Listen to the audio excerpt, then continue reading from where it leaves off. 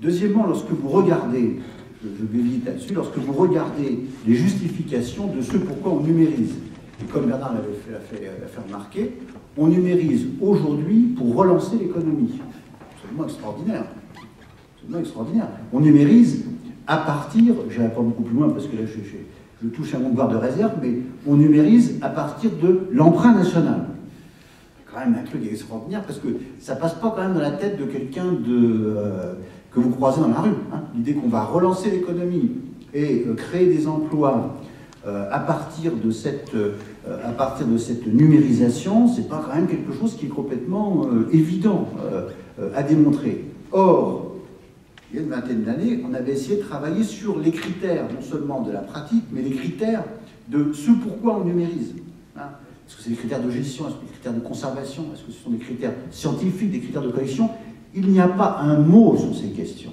Moi, je me suis épinglé avec la directrice de la British Library à Oxford il y a 1 an et demi, et je lui ai dit, mais madame, vous voulez parler, comme disait Baudelaire, la belle langue de votre siècle. Mais vous n'existerez plus, vous êtes en train de détruire votre fonction de directrice de la British Library. Il n'y aura plus de British Library avec les livres numérisés. Donc voilà, mais je pourrais aussi vous dire pharmacologiquement des côtés positifs.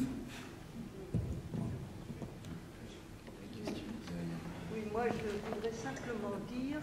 Ah, pardon. Il faut attendre, Anita, on va vous passer le micro, mais d'abord, il y a une autre personne. Il y a un Pierrot aussi. Bonjour.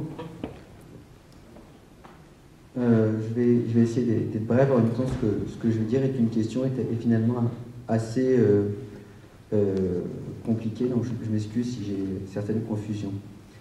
Voilà, je m'appelle Jérémy, je travaille sur deux projets qui est Libre Accès, qui est une association qui essaie de promouvoir les licences de libre diffusion pour les artistes, et un autre projet qui est la Société d'acceptation de répartition des dons, qui essaie de trouver des alternatives pour financer des artistes ou des projets de création via le don.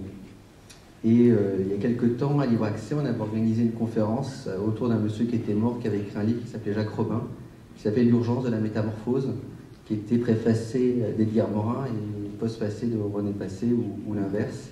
Ça avait donné lieu à une intervention d'Edgar Morin, qui a été repris quelque temps dans un texte qui vous a peut-être pas échappé dans la presse, où il disait finalement il y a urgence à une métamorphose. Et ce qui était intéressant dans la pensée de ce monsieur qui s'appelait Jacques Robin, qui est quelqu'un d'important pour plusieurs personnes, parce que c'est une personne qui a contribué à penser les nouvelles technologies, mais pas seulement.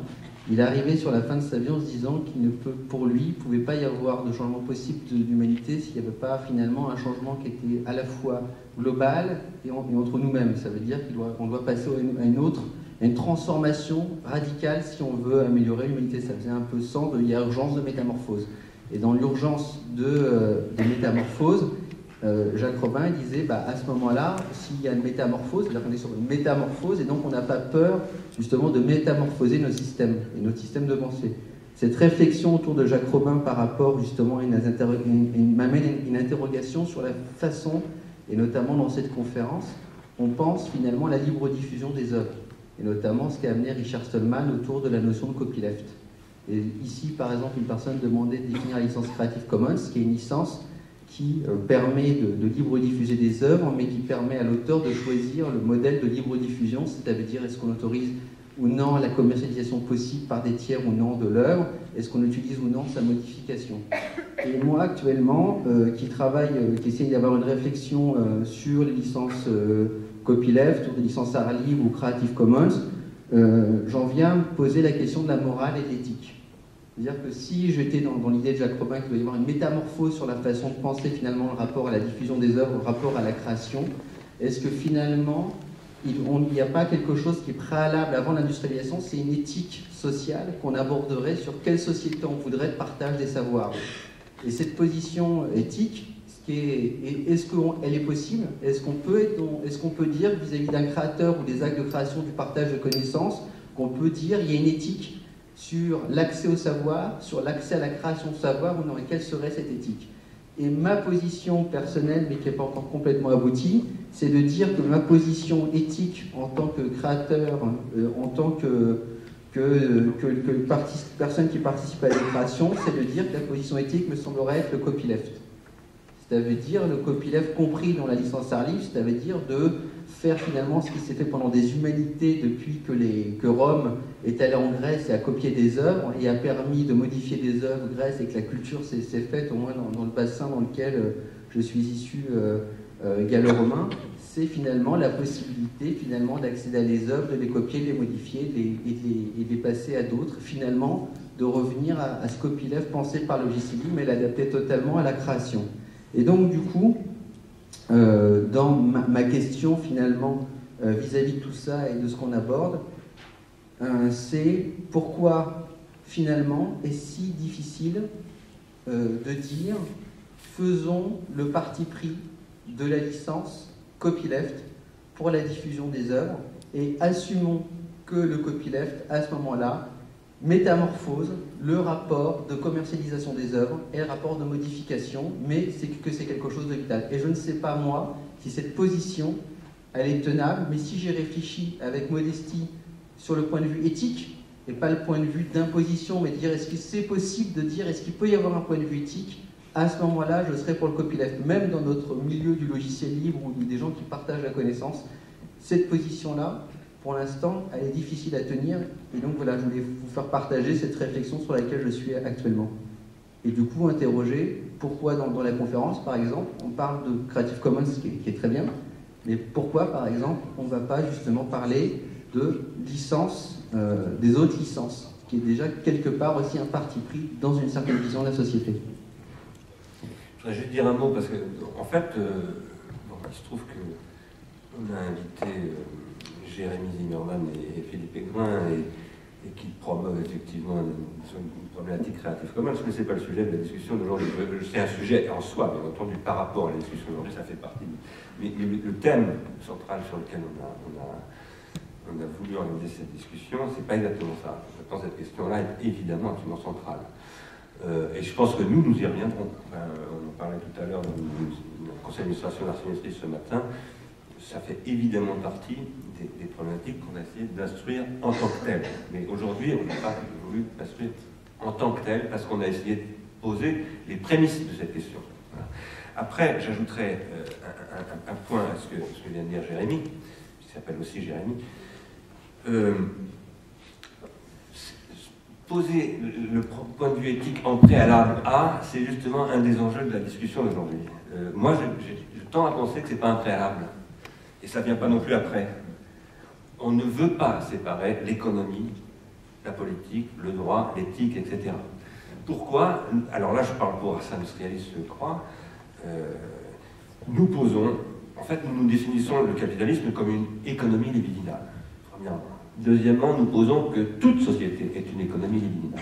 La Chine, par exemple, on pourrait décrire son économie libidinale, je l'ai fait dans un petit papier, sur certains aspects en tout cas, qui n'est pas du tout celle de l'Occident. Il est évident que l'économie libidinale de la police grecque n'est pas celle de l'impérium romain, etc., etc. Nous posons que cette économie, elle passe par l'économie tout court, et qu'à un moment donné, elle s'industrialise, et qu'il faut penser l'économie libidinale dans un monde industriel. Alors, par rapport à ça, cette question éthique, c'est une question qui relève de l'économie libidinale, mais elle ne vient pas, à mon avis, en préalable. Elle constitue une dimension essentielle de la constitution de ce que j'appelais tout à fait au début de mon intervention, la constitution du circuit de transindividuation. Parce que ce que tu soulèves comme problème, c'est comment on conçoit la règle de la circulation, de constitution du circuit de transindividuation, dans le langage qui est le nôtre. Tout à l'heure,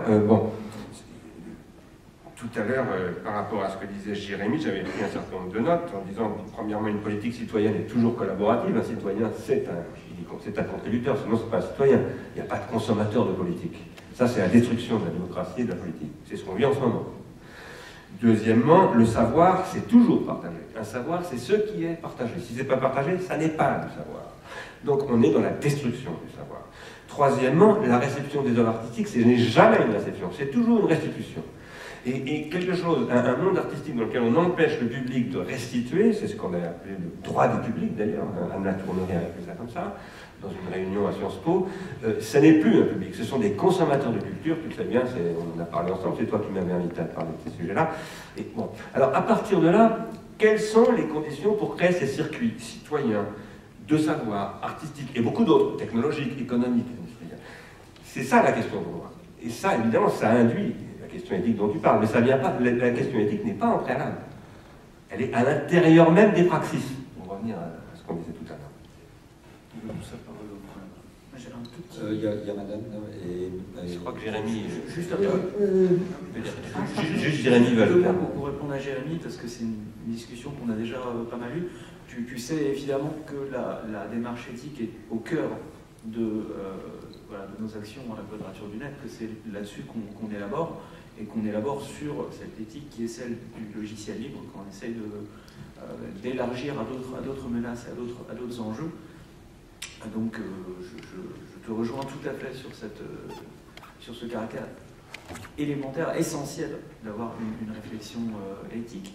Et tu sais, mon point de vue sur la question du copyleft, qui est que autant il est le seul choix éthique possible en matière de logiciel, parce que la nature du logiciel fait que c'est une œuvre fonctionnelle qui traite des données personnelles, donc en rapport fort avec l'existence des uns et des autres, là où une œuvre artistique a par définition un but esthétique, et que là on joue avec les sensibilités, avec les sentiments, que l'on joue avec le rapport qu'a un auteur à son œuvre, qui est un rapport charnel, fusionnel. Et là, je pense qu'il est beaucoup plus hasardeux d'imposer une vision éthique sur des paramètres aussi rationnels et pratiques que ceux qui poussent à l'utilisation d'une licence copyleft de type GPL pour le logiciel libre. Donc pour moi, c'est du fait de cette dissociation entre la nature même des œuvres, ça devient un terrain dangereux sur la question artistique. Je voudrais vous parler un tout petit peu d'une vie antérieure. Il y a 20 ans, j'ai été une des premières sur mon budget, étant fonctionnaire de l'État, à payer la numérisation pour le ministère de la Culture. Alors, vous dire ce qui s'est passé, ce dont on ne parle pas, me semble-t-il, assez, c'est qu'en ce moment, ceux qui décident sont encore, me semble-t-il, des néophytes de la numérisation. Et la vraie génération n'est pas encore au pouvoir. Ce qui fait que moi, j'ai entendu, M. Giffard doit s'en souvenir, je ne dirai pas le nombre d'intellectuels dont je ne citerai pas le nom ici, vous seriez effarés, qui m'ont dit un nombre de fois invraisemblable, mais pourquoi numériser? Nous, pour travailler, il nous faut les vrais livres. Et quand on a fait la grande bibliothèque de France, nous étions nombreux à dire faisons un bunker, ce que vous voulez, que le président de la République l'inaugure comme il veut, avec une belle statue au-dessus, et numérisons avec l'argent qu'on a. Et numérisons immédiatement. Et je peux vous assurer qu'il n'en était pas question. On a mis les livres en hauteur, alors qu'on savait parfaitement que c'était sûrement pas en hauteur qu'il fallait les mettre. Les plus grands spécialistes sont venus nous dire que c'était surtout pas ce qu'il fallait faire, mais tous les intellectuels qui étaient autour du président de la République, qui était à l'époque M. Mitterrand, je m'excuse de vous raconter des histoires d'anciens combattants, mais ça explique peut-être la situation. Et dites-vous bien encore qu'aujourd'hui, vous avez un nombre invraisemblable d'intellectuels du livre qui sont des écrivains qui s'opposent à cette pratique. La prolétarisation ne les a pas encore touchés, Bernard. Elle a touché, cette prolétarisation, beaucoup d'ingénieurs supérieurs, beaucoup de cadres de la fonction publique, mais beaucoup d'intellectuels ont uniquement une idée théorique de la prolétarisation. Ils ne l'ont pas vécue. Je ne sais même pas s'ils comprendraient vraiment le discours extraordinairement pertinent, intéressant que tu nous as tenu. Voilà ce que je voulais dire. Et moi, j'attends avec impatience votre génération, à vous, qui allez, j'espère, balayer tout ça, parce que ça vous paraîtra complètement aberrant. Mais sachez que vous avez un tas d'intellectuels qui vous disent « si je vais dans une bibliothèque et qu'on ne me donne pas le livre, je ne peux pas travailler. » Et moi qui étais à l'époque à l'aménagement du territoire, je disais « mais que fera un étudiant de Bergerac, ou d'ailleurs, qui lui n'a accès à rien ou à pas grand-chose. Et même mieux, j'avais mis sur la table de l'argent, si je puis dire, en disant à ces intellectuels que quand vous faites une conférence au Collège de France, eh bien, je vais vous payer pour que vous fassiez le tour de la France, puisque vous vous dites de gauche et démocratique en plus, et républicain. Alors allons-y, vous allez faire que le tour de France. Moi, je vous propose de passer tout ça par satellite, de faire de la numérisation, enfin, véritablement, de donner l'accès au savoir à tout un chacun. Eh bien, les intellectuels de notre pays, de France, s'y sont opposés. Ce n'est pas uniquement les politiques et les gouvernants. Je m'excuse de peut-être rappeler ça, mais sachez-le et ça continue. Il n'y a pas que les politiques qui ne comprennent rien à la numérisation.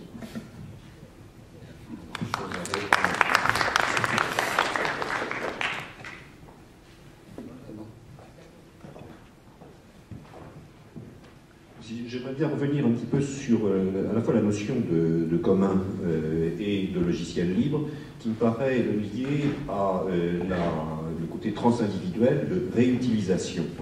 Ce qui nous ramène à la question sur Google et la numérisation du patrimoine de livres. Là, il y a une question plus profonde qu'on n'a pas encore fini de discuter entre les différents acteurs. Là, c'est la question de la propriété intellectuelle sur des biens immatériels et des droits du lecteur à la réutilisation.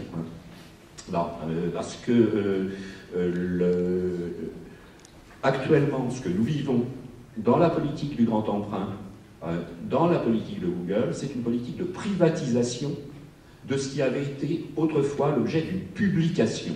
Je crois que c'est intéressant de jouer sur l'opposition entre publication, privatisation, là, et sur quoi nous assistons à travers l'industrialisation de la connaissance, c'est à une tentative de prise en otage, au moins, de ce qui était publié, pour en faire, au moins temporellement, un bien monétisé, comme on dit aujourd'hui, qui est un investissement de point de vue du grand emprunt, qui devra être remboursé à 75%, c'est la règle qui a été fixée par le gouvernement. Et ce qui aboutit à encourager toute une série d'intellectuels ou de gens du domaine public qui considèrent que ce qui était un objet de savoir transindividuel, qui rentrait dans une économie libidinale, là, devient soudain, et pour 70 ans après la mort des ayants droit, ou l'éternité quand ça rentre dans un musée, qui maintenant revendique quelquefois jusqu'au droit moral sur les œuvres qu'il conserve, et avec une justification politique aujourd'hui de dire, dans le cadre de la crise, dans le cadre de cette extension extraordinaire de la sphère de l'économie monétaire à n'importe quel domaine, là, je pense que quand on parle d'économie libidinale, on veut dire qu'on va sortir de l'économie monétaire, et qu'aujourd'hui, le sujet de lutte, il est très commun à la lutte des gens du logiciel libre qui disent « je publie mon logiciel pour qu'il soit transindividuel, réutilisable, parce qu'il n'a pas de sens, il ne fait pas sens s'il n'est pas réutilisé et modifié ». Nous avons exactement la même chose à tenir politiquement au sujet du patrimoine, qu'il soit littéraire ou artistique, en disant que la publication d'une œuvre, et là je ne suis pas d'accord avec vous sur l'œuvre artistique et le lien fusionnel entre l'auteur et son œuvre, si un auteur publie son œuvre, ça devient un objet social, c'est un bien immatériel, et Dali a le droit de rajouter des moustaches à la Joconde. Bravo. Philippe va commencer, quelque chose. Moi je peux commencer si tu veux. Commence. À aucun moment je n'ai évoqué ce lien fusionnel pour interdire la réutilisation et la modification. Je pense tout comme vous. Et la façon dont je vois ça par rapport à l'évolution du droit d'auteur et de ces droits dits de propriété intellectuelle, qui en soi est un terme très violent, qui vise à faire l'amalgame entre la propriété matérielle des biens rivaux ou excluables avec la production intellectuelle qui par nature est non rivale et non excluable. Quand on voit la dérive du droit d'auteur, moi la façon dont j'analyse ça, c'est À l'origine, le droit d'auteur était un droit d'équilibre entre les auteurs, les producteurs et le public. C'est une exception au droit de propriété, enfin au droit commun. Au droit commun. Donc, initialement, cela servait à protéger les auteurs contre les producteurs, cela servait à protéger les producteurs contre d'autres producteurs qui s'accapareraient en quelque sorte la production des précédents. Et à aucun moment, à l'origine, le droit d'auteur n'a été tourné contre le public.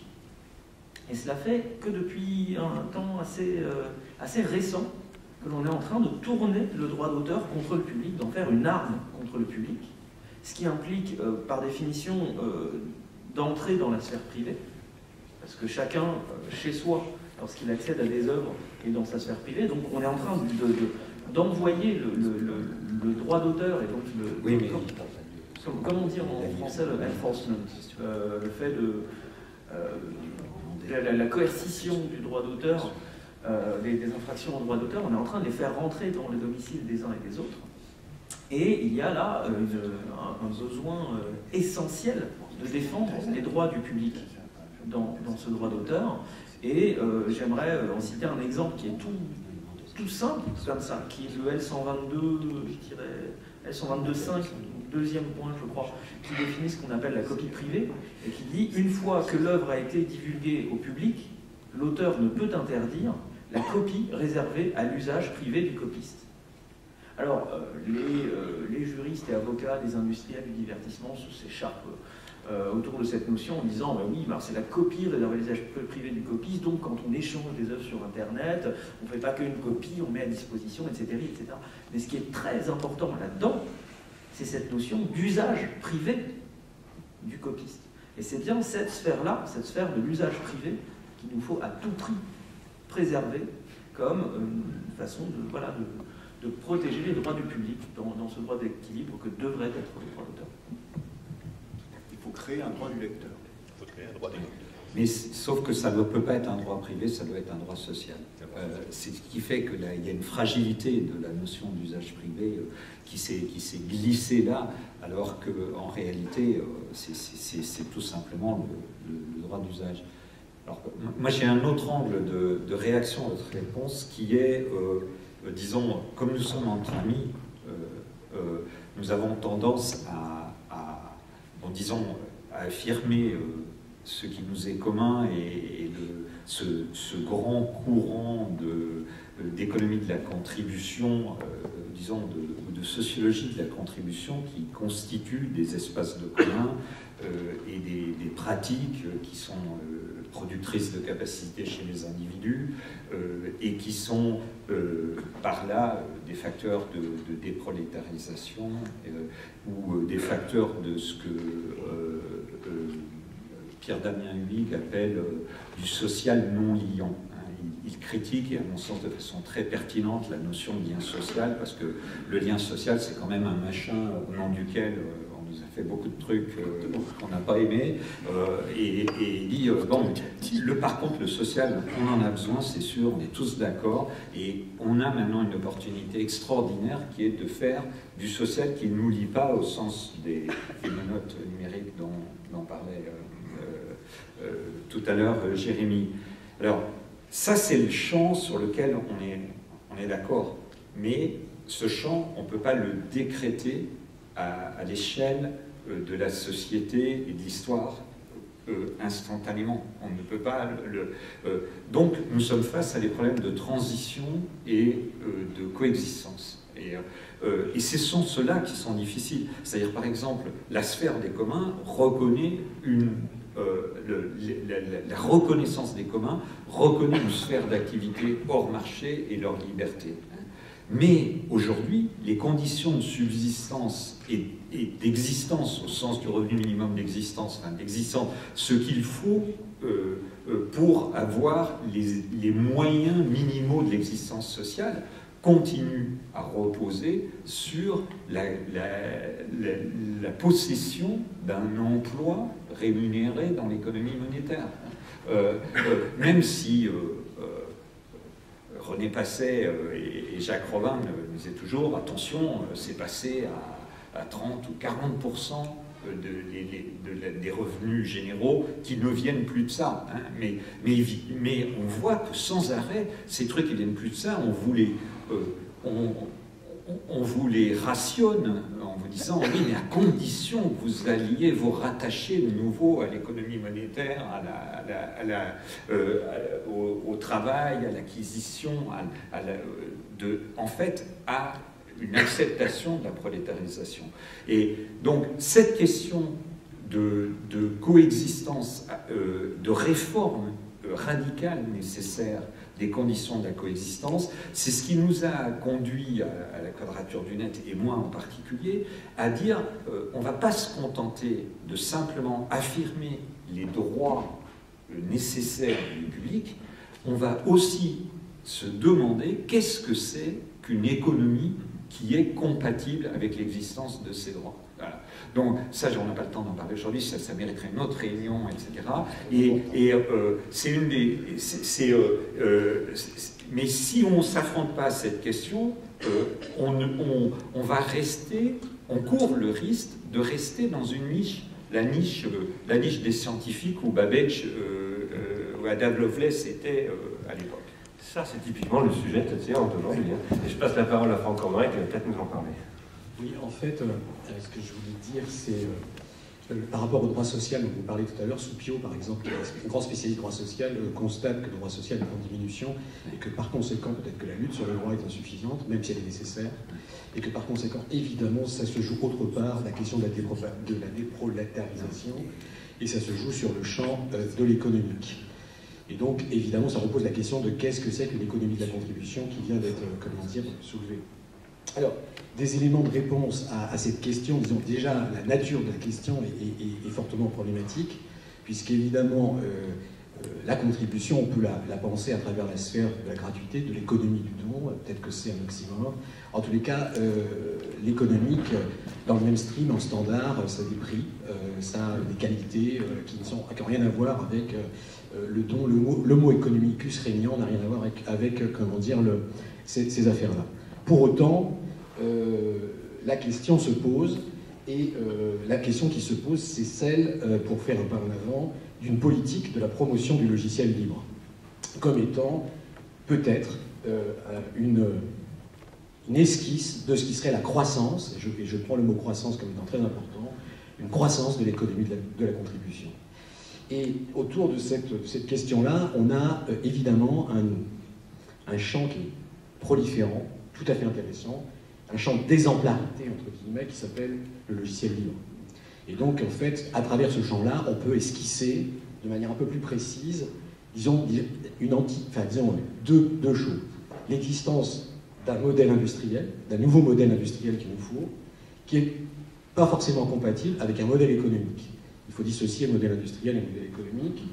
Et il est clair que si on prend le champ de l'économie de la contribution, le champ du logiciel libre, comme vecteur d'une croissance de la contribution, resterait à démontrer, en fait, en termes d'une économie, disons, acceptable par les gens qui font de l'économie, la théorie, disons, démontrer une fonction de contribution qui serait celle d'une fonction des rendements croissants. Et là, on commence à aborder un problème essentiel si on est capable de démontrer que l'exemplarité du champ du logiciel libre permet de calculer une courbe de rendement croissant. Évidemment, on a quand même gagné un premier élément décisif de la bataille, c'est-à-dire qu'on a démontré dans le champ de l'économie, qui est un champ fondamental, évidemment pour les décideurs, on a démontré quoi? On a démontré que la coopération, ça produisait de la valeur ajoutée. Plus de valeur ajoutée que la firme de CE. Ça, c'est le premier point. Ça veut dire qu'en fait, on a démontré qu'il n'y a pas antinomie entre un développement quantitatif, c'est-à-dire en fait un ordre de grandeur, et une qualité de développement. Il me semble que là, évidemment, on a travaillé, et on a modélisé, et on n'a pas simplement, et sur le champ, sur le terrain de l'économie. Ça, c'est mon premier point. Ce qui veut dire, évidemment, peut-être qu'on n'a pas à se poser la question du plus petit dénominateur commun, mais plutôt celle, keynésien, l'effet multiplicateur du commun. Et peut-être là, on a à revoir la théorie keynésienne dans une perspective évidemment qui serait celle d'une modélisation à venir. Alors, pour pointer ces deux idées-là, il me semble que l'état actuel de la réflexion, ça a été dit tout à l'heure, c'est une opposition,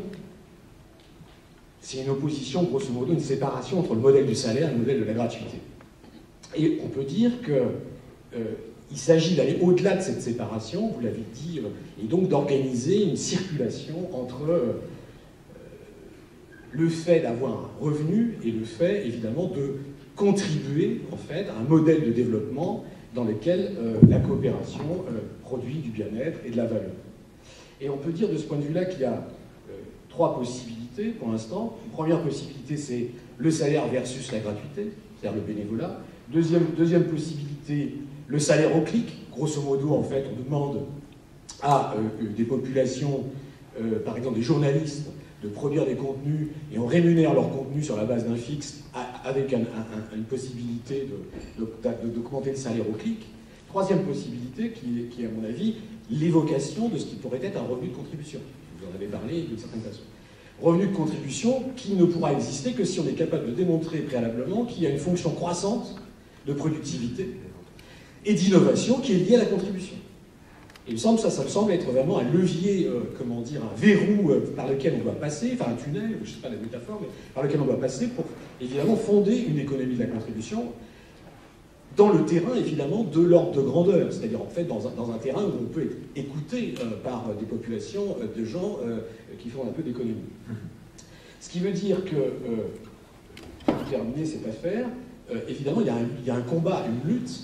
Mais ce combat et cette lutte ne doivent pas être menés uniquement en termes de droit, parce que c'est des défenses. Moi, je suis aussi pour la défense. Parce qu'en fait, grosso modo, on aurait un droit sûr, un droit 2 et un droit A. L'idée, c'est que les droits de propriété, c'est des droits sûrs. Et donc, évidemment, on n'en sort pas si on peut défendre un droit A contre des droits sûrs. Mais d'une certaine manière, on est dans la sphère du juridique. Et la sphère du juridique n'est que la sphère de l'accompagnement de l'économie aujourd'hui. Et qu'il faut démontrer, en fait, qu'il y a une valeur, une théorie de la valeur de la contribution, et on peut la développer.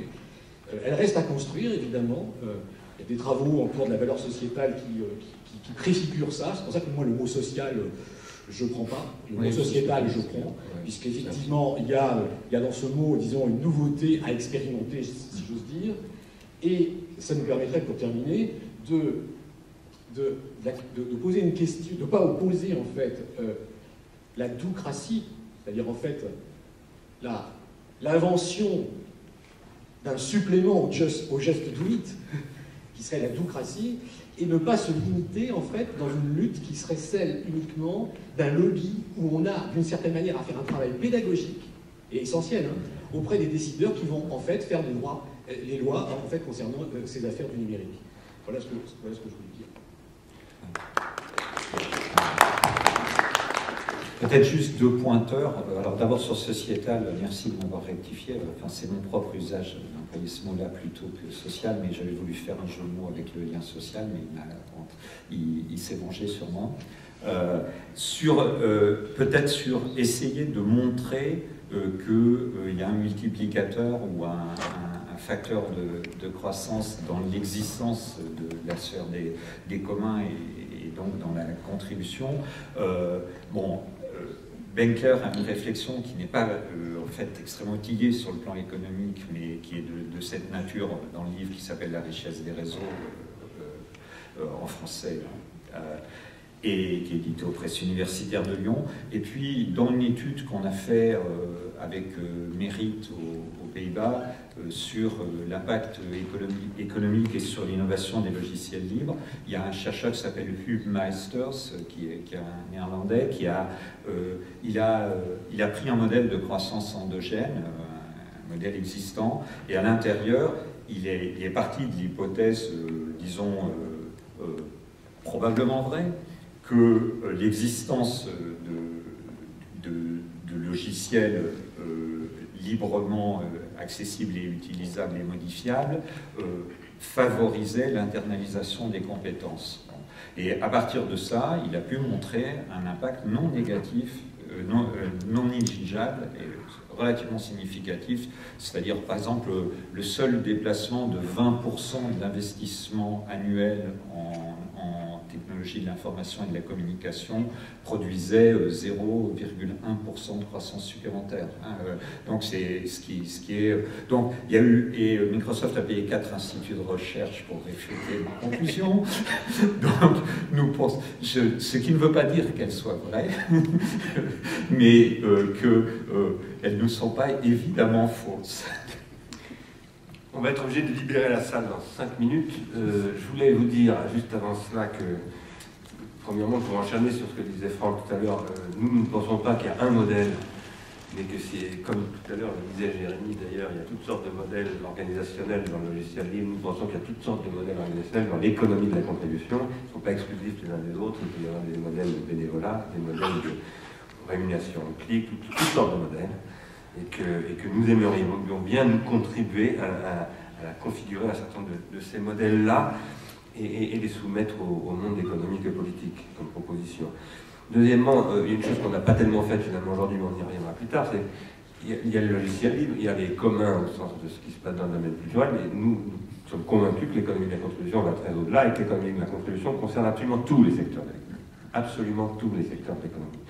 Il faudra qu'on parle des AMAP, il faudra qu'on parle des coopératives, il faudra qu'on parle des modèles énergétiques, des smart grids, etc., où en fait on abandonne le modèle centraliste reposant sur l'opposition producteur centralisé, consommateur distribué, et sur un tout autre modèle qui concerne tous les secteurs, y compris justement la distribution au sens de l'activité commerciale au sens large.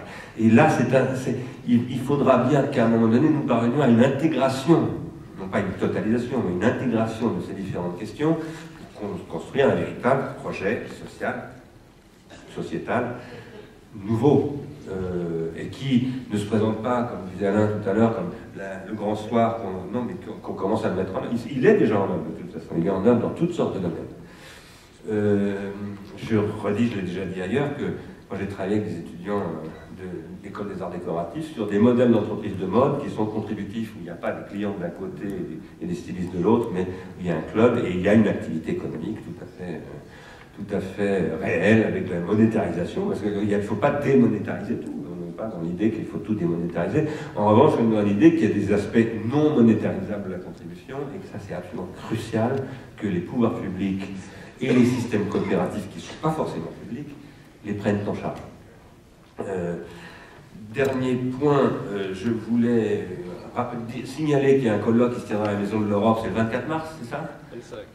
Le 25 mars, qui sera consacré aux politiques publiques industrielles, enfin aux politiques industrielles. Pardon? L'industrie autrement. L'industrie autrement, qui se passera à la Maison de l'Europe, tout près d'ici, enfin pas tout près d'ici, mais rue des Francs-Bourgeois, qui est organisée par PECIA et un certain nombre d'ISMEA et un certain nombre d'autres organismes, et Ars Industrialis y participera avec Franco Magne d'Antan, avec Arnaud Delépine et avec Christian Forêt qui est par là. Et que je vous rappelle que le 15 mai, nous aurons notre prochaine séance ici, qui sera consacrée toujours à la question de l'économie de la contribution, mais d'un point de vue de territorialisation. Nous aurons en principe un élu local. Une des questions que nous voulons mettre à l'étude dans cette séance, entre autres choses, c'est le concept de ce que nous appelons des projets de contribution, des projets territoriaux de contribution, des allocations de ressources territoriales de contribution, et par exemple, repenser l'avenir des budgets sociaux qui sont dans la gestion territoriale des départements, ce qu'on appelle l'aide sociale, etc., en tant que budget d'investissement social. Pas du tout dans une logique de monétarisation de l'aide sociale, hein, comprenez-moi bien, il ne s'agit pas de dire il faut maintenant que les pauvres assistés se mettent à aller balayer les trottoirs s'ils veulent toucher leur aide sociale. Non, exactement au contraire, il y a la capacitation de la pauvreté et même de la misère. C'est-à-dire que comment on fait pour que ces budgets, qui sont dans certains départements les plus gros budgets publics, soient mis au service d'un investissement. Tout ça doit s'intégrer, bien entendu, et ce sera l'objet de notre réunion du 15 mai. Et puis ensuite, au mois de juin, je ne me souviens plus de la date, nous travaillerons sur ce qu'évoquait Alain tout à l'heure, il y a un groupe de travail en contre-constitution sur les techniques de soi. Pour nous, ces choses sont les mêmes sujets en réalité, hein, puisque pour moi, le logiciel libre, comme je disais tout à l'heure, c'est une culture, c'est une technique de soi. J'ai travaillé avec beaucoup d'ingénieurs qui sont des praticiens du logiciel libre. Je pense qu'ils le pratiquent d'abord comme une technique de soi. forme de culture au meilleur sens du terme. Merci beaucoup de votre intérêt, de votre patience. Merci au Théâtre de la Colline et à bientôt.